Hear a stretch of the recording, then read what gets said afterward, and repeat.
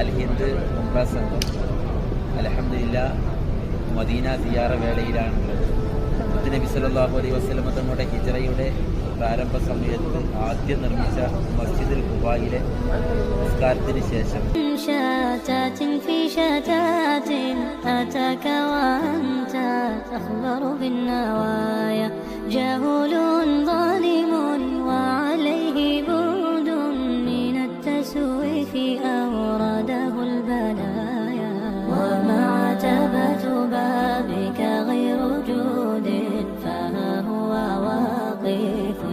العطايا وها هو قد شطوته ذليل تعطر ساجدا بين الحنايا أنا والذنب والتسويل جئنا وبين يدي ഈ മലന്റെ മുകളിൽ കയറി പോകുന്നതായി കണ്ടിട്ടുണ്ട്.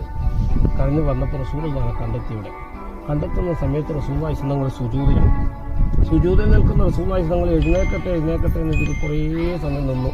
ദീർഘമായ സുജൂദ് എഴുന്നേൽക്കുന്നില്ല. സഹാബത്ത് ഭയപ്പെട്ടു പോയി. റസൂലുള്ളാഹിക്ക് എന്തോ സംഭവിച്ചോ.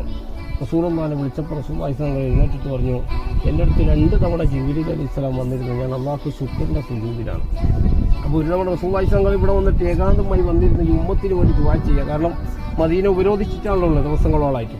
അപ്പോൾ ജിബ്രീൽ അലൈഹിസ്സലാം വന്നിട്ട് 2 തവണ റസൂലുള്ളാഹിൻ്റെ അടുത്ത് വന്നു. ഒരു തവണ വന്നിട്ട് ചോദിച്ചു, അല്ലാഹുവിൻ്റെ റസൂലേ, യസ്രിബിൽ നിങ്ങൾ ഈ ഉമ്മത്തിൻ്റെ അവസ്ഥ എന്താണ് എന്ന് നിങ്ങൾക്കെല്ലാം അറിയുന്നുണ്ടോ? റസൂലുള്ളാഹി പറഞ്ഞു, അല്ലാഹു അലം ജിബ്രീൽ. ജിബ്രീൽ അലൈഹിസ്സലാം വീണ്ടും അള്ളാഹിൻ്റെ അടുത്ത് തിരിച്ചു വന്നിട്ടാണ് പറയുന്നത്, അല്ലാഹുവിൻ്റെ റസൂലേ, അങ്ങ് പ്രയാസപ്പെടേണ്ട, അങ്ങയുടെ ഉമ്മത്തിനാണ് വിജയം.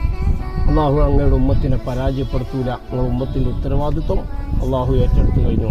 ഇത് പറയുന്ന സമയത്താണ് റസൂലുള്ളാഹി എന്ത് ചെയ്യുന്നത്?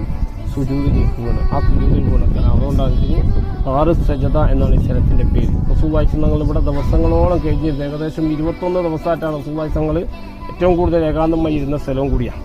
ഇരുന്ന സമയത്ത് വെള്ളത്തിന് വേണ്ടി ദുആ ചെയ്തു. ഉളു കൊടുക്കാനോ കുടിക്കാനോ വെള്ളം കിട്ടാതെ പ്രയാസപ്പെട്ട സമയത്ത് അന്ന് ഉറവ വന്നപ്പോൾ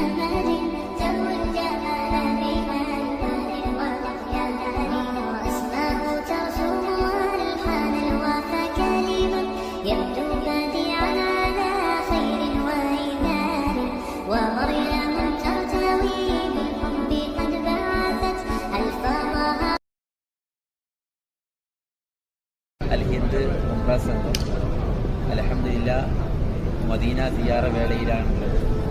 നബി സല്ലല്ലാഹു അലൈഹി വസല്ലം തങ്ങളുടെ ഹിജ്റയുടെ പ്രാരംഭ സമയത്ത് ആദ്യം നിർമ്മിച്ച മസ്ജിദുൽ ഖുബായിലെ നിസ്കാരത്തിന് ശേഷം أتاك وأنت تخبر بالنوايا